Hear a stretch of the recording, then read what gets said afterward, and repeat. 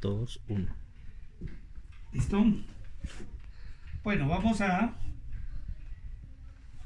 trabajar un poco lo que podríamos llamar el núcleo básico de la macroeconomía keynesiana moderna, que es el modelo keynesiano abierto, ¿sí? Con balanza de pagos, ajustado por una hipótesis que fue fundamental en la macroeconomía keynesiana, que se conoce como la hipótesis de Phillips.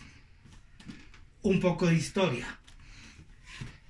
Ya hemos planteado cómo los keynesianos que desarrollan el pensamiento, la teoría general de Keynes, ¿sí? Buscan heredan una teoría del desequilibrio general que postula que la economía de mercado puede lograr un equilibrio de oferta agregada y demanda agregada con desempleo. Y por lo tanto, el problema de la economía es cómo llevar esa economía del desempleo al pleno empleo, que es una solución especial, es un caso especial, de tal forma que Keynes postula que, si se quiere, aquí tenemos y aquí tenemos P, y esta es la curva de demanda agregada. Keynes lo que postula es, y los keynesianos, que la curva de oferta agregada tiene pendiente positiva. Por lo tanto, este es Y sub 0 y este es P sub 0 en este punto E. ¿Qué significa E?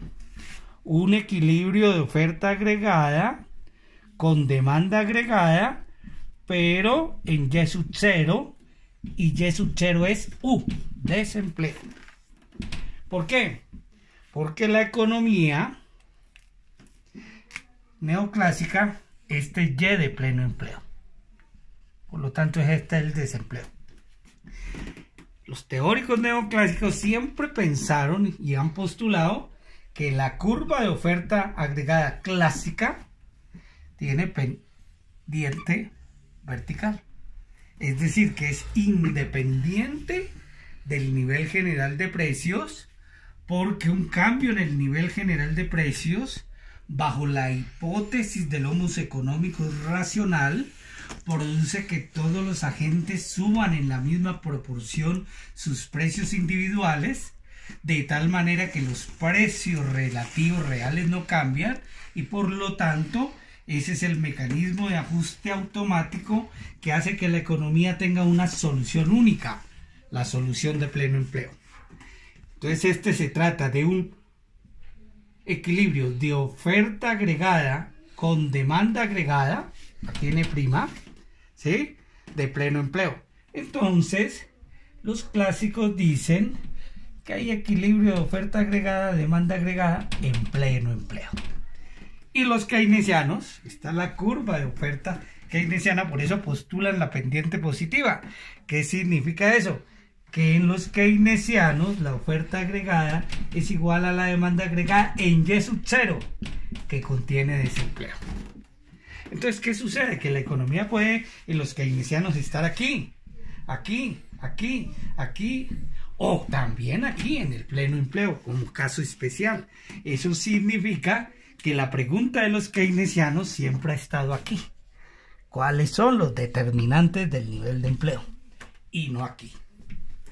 Y los clásicos, como siempre, la economía cierra en pleno empleo, pues eso es una solución única, luego no es una pregunta. La pregunta está aquí, cómo se forman los precios de equilibrio para construir un mecanismo de ajuste automático que produzca que la economía siempre está en pleno empleo.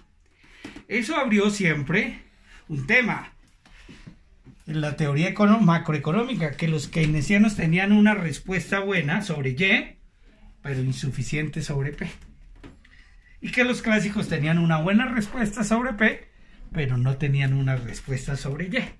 Entonces esa dicotomía, esa esa contradicción llevó a muchos a tratar de construir una síntesis neoclásica, que es el modelo ISLM y los modelos de oferta agregada, que trataron de unir, ¿sí?, la respuesta keynesiana y la respuesta neoclásica.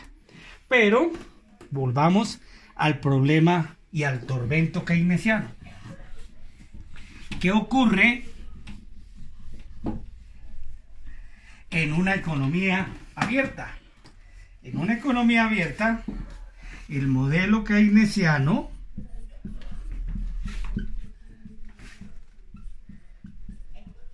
dice, parte de esta identidad Y, consumo, más inversión, más gasto, más exportaciones, menos importaciones. Tenemos la identidad macroeconómica básica de los keynesianos. ¿Qué significa eso? Que si yo llamo Z,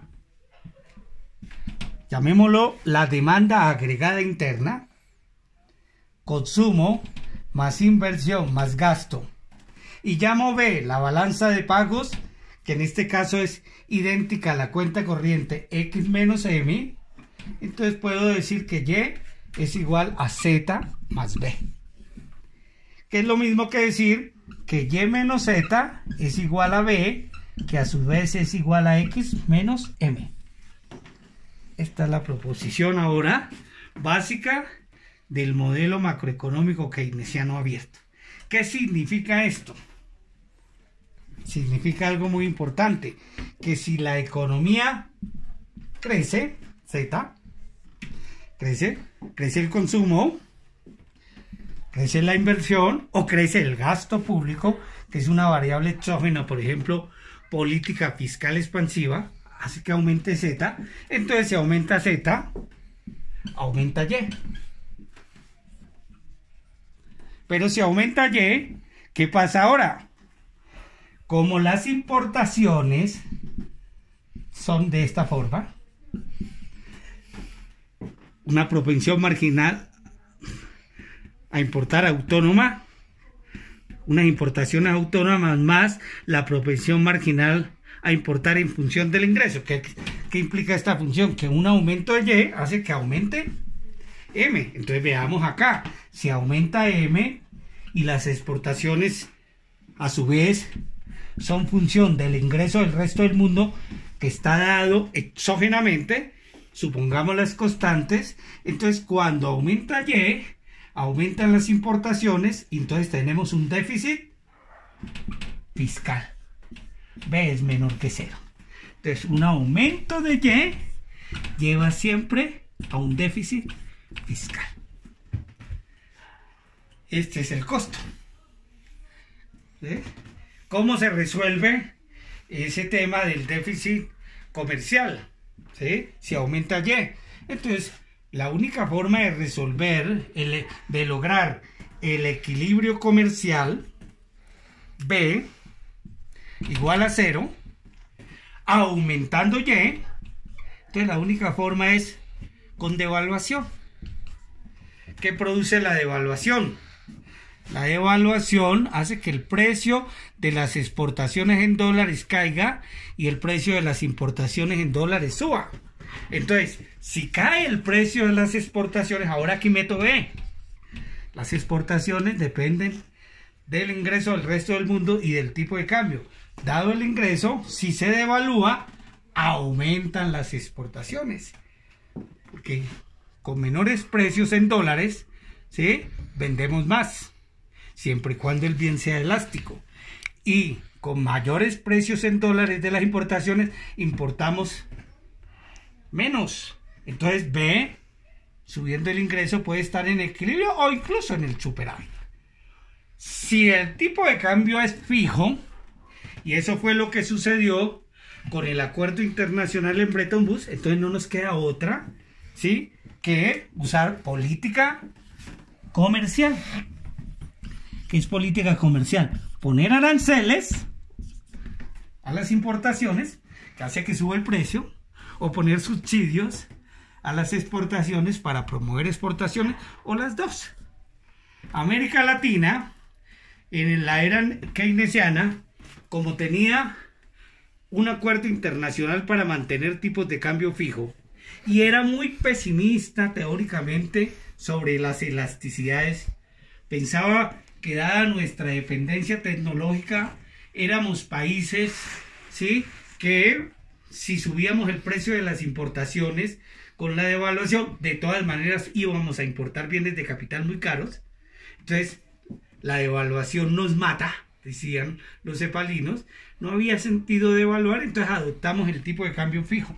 Y como además teníamos, por ser países pobres o en desarrollo, restricción fiscal, es decir, nuestra chequera era muy angosta, muy pequeña, por eso explica que hayamos echado mano de los aranceles y hayamos desembocado en una política, ¿sí?, comercial con altos aranceles que se conoció como el modelo sustitutivo de importaciones hacia adentro altamente protegido.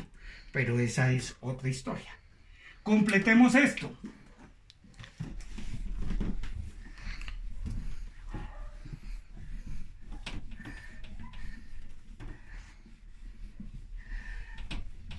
Ya sabemos que si aumenta Y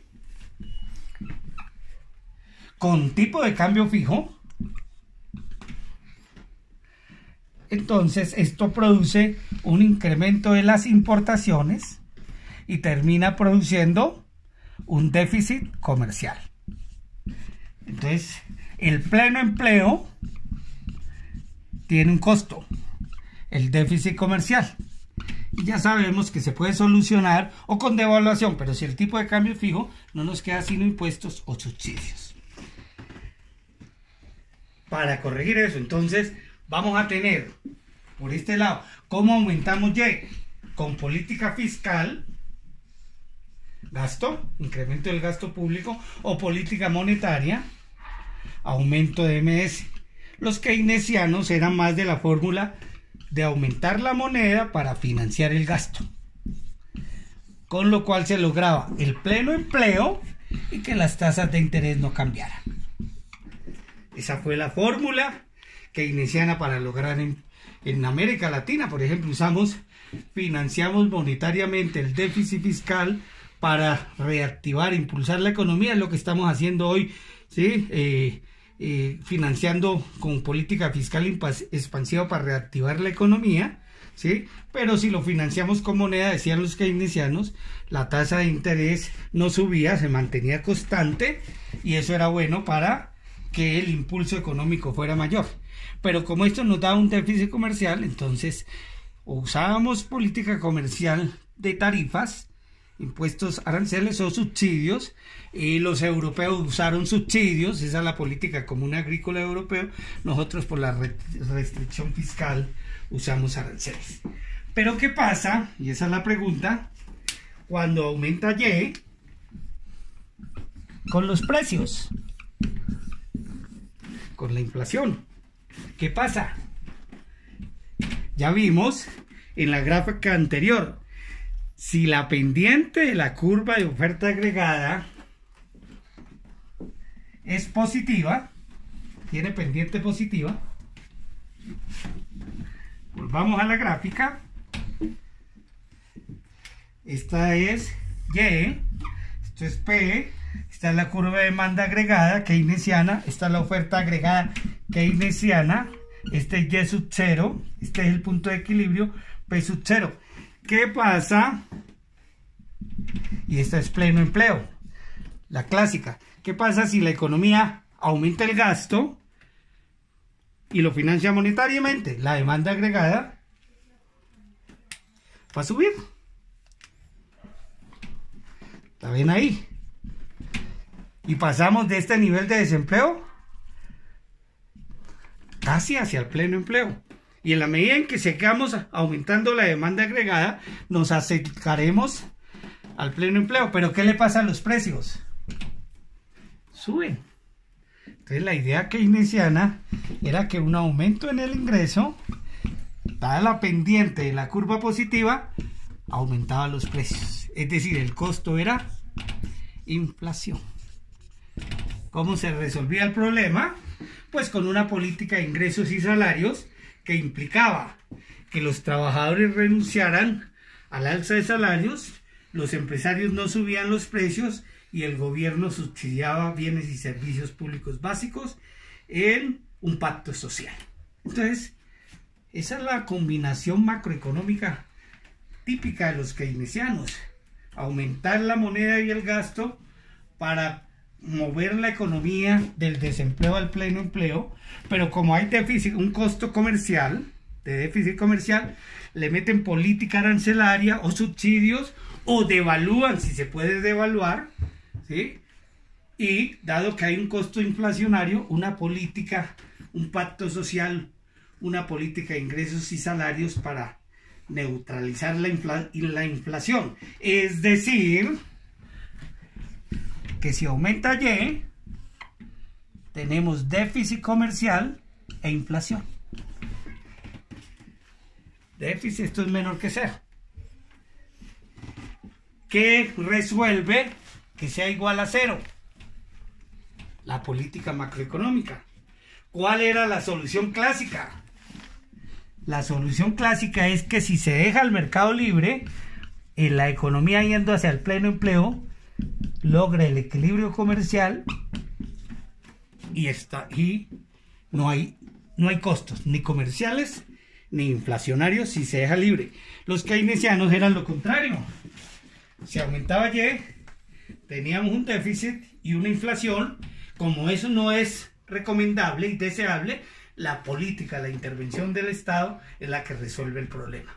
Aquí es el libre mercado el que automáticamente resuelve el problema, porque la curva de oferta agregada siempre es vertical, y aquí hay un costo y es la combinación de política macroeconómica la que resuelve el problema.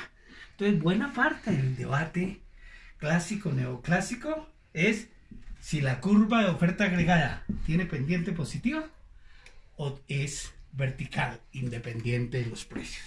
Y eso va a ser importante con esta idea que es la hipótesis de Phillips, que veremos a continuación.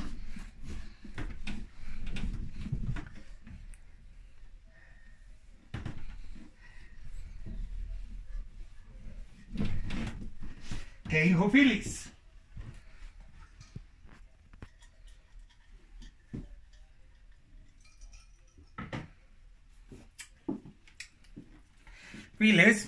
Arthur Phillips, elaboró una tesis doctoral en el Reino Unido que midió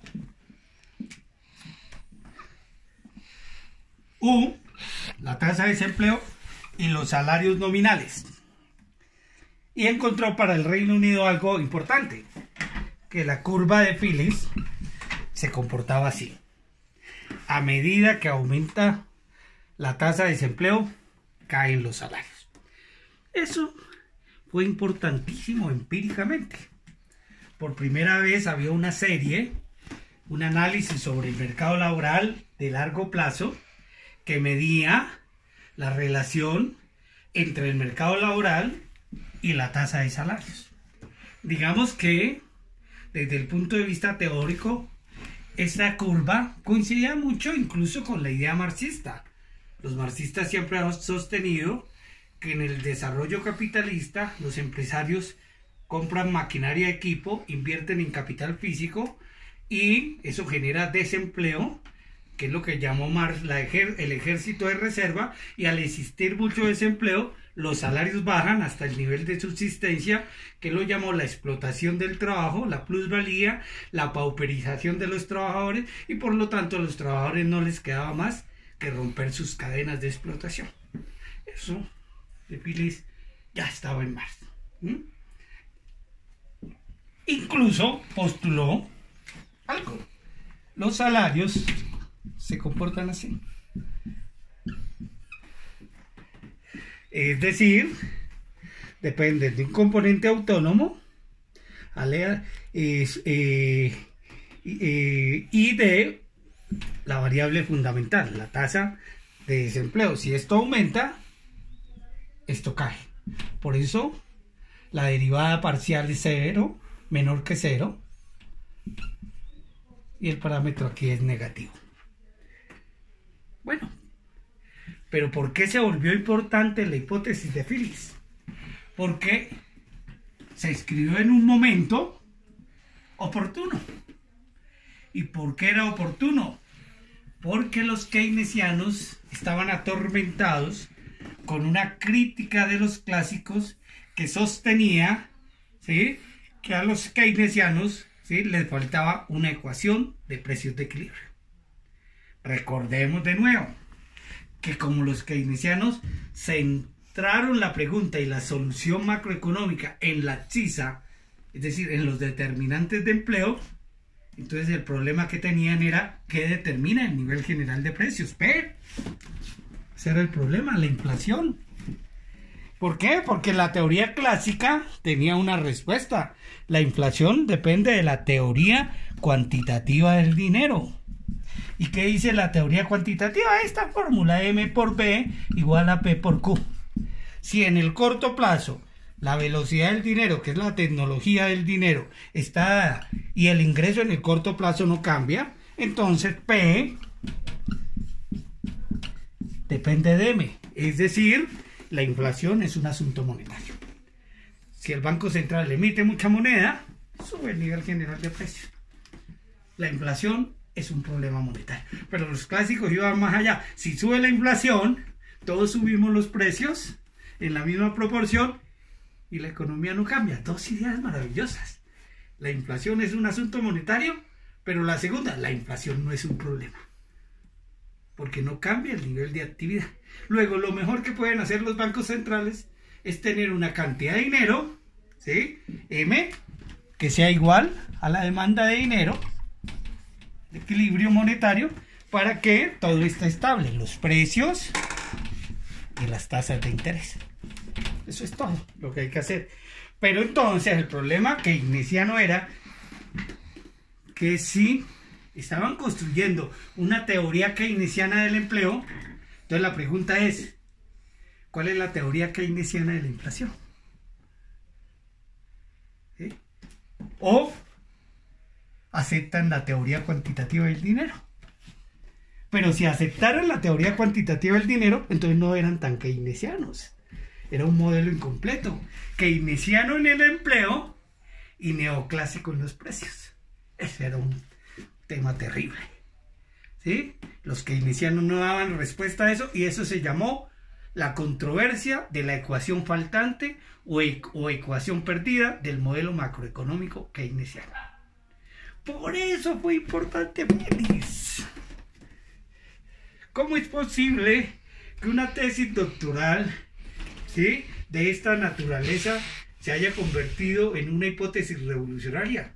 Mi tesis es que Phillips escribió la tesis muy bien, de todas maneras escrita muy bien empíricamente, en el momento oportuno por el tormento keynesiano. Entonces, ¿qué hicieron los keynesianos? Hicieron algo así. Y esa es la hipótesis de Phillips, que no se debe a Phillips, sino es la macroeconomía que... Alguien dijo esto, P es función de W de los salarios nominales. Fíjense, no de M, sino de los salarios. La inflación depende del mercado laboral. La inflación depende de la dinámica de empleo. Eso sí resultaba keynesiano, de sabor keynesiano. Y había una teoría de la inflación de costos distinta a la inflación de la demanda con base en la moneda. Y entonces de aquí surge fácilmente algo. P, la inflación, es esto.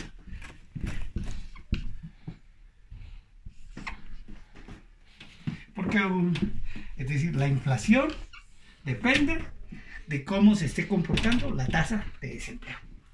Eso resultaba keynesiano. Porque W de aquí nos llevaba aquí.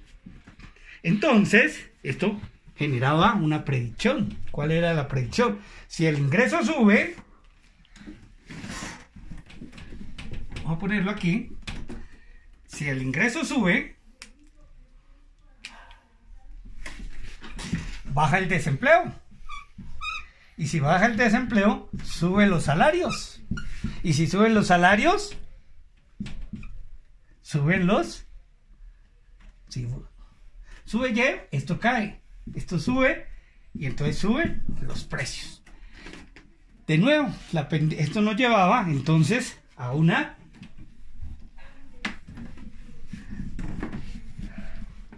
esto.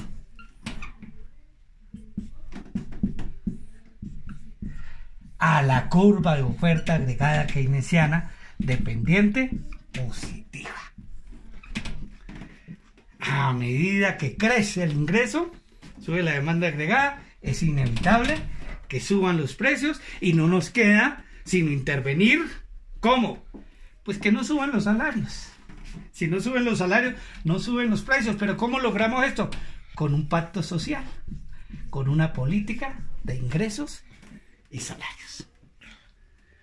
¿Pero qué ocurrió? Que esto predecía entonces dos situaciones. Esto tenía dos situaciones. Si sube Y, sube P.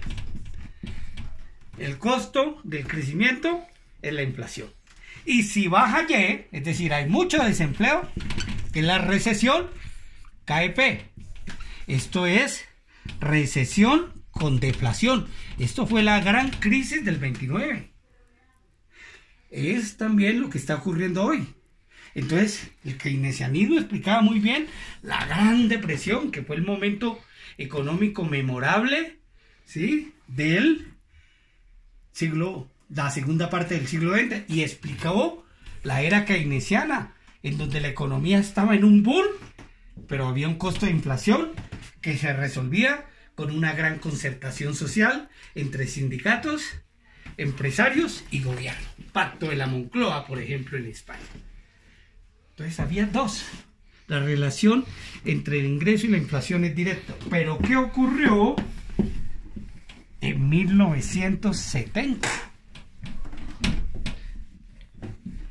En 1970 y va hasta el 80, y en el caso de América Latina, desde el 80 hasta casi 1990, esto fue América Latina, hubo un aumento del desempleo, una gran recesión. ¿Y qué sucedió con los precios? Inflación. Esto es lo que se llamó estanflación. Recesión con inflación. Todo lo contrario a la Gran Depresión y todo lo contrario a la era del progreso keynesiano 50-70. Esto se volvió entonces un cisne negro para el modelo keynesiano y la hipótesis de Phillips, y abrió una controversia entre keynesianos y monetaristas y sentó las bases del retorno del monetarismo con la hipótesis de la tasa natural de desempleo, porque el keynesianismo no estaba preparado para responder a este problema. Y este problema llevó también a un cambio macroeconómico y a un cambio mental. Ahora el problema, después del 80 y del 90, estaba aquí, en la inflación, no en el empleo, ¿sí? Y los keynesianos no estaban bien preparados para responder al problema de la inflación, porque estaban excesivamente bien preparados para responder al problema del desempleo, y hoy vivíamos un choque de precios brutal, sobre todo en América Latina. Dejémoslo ahí y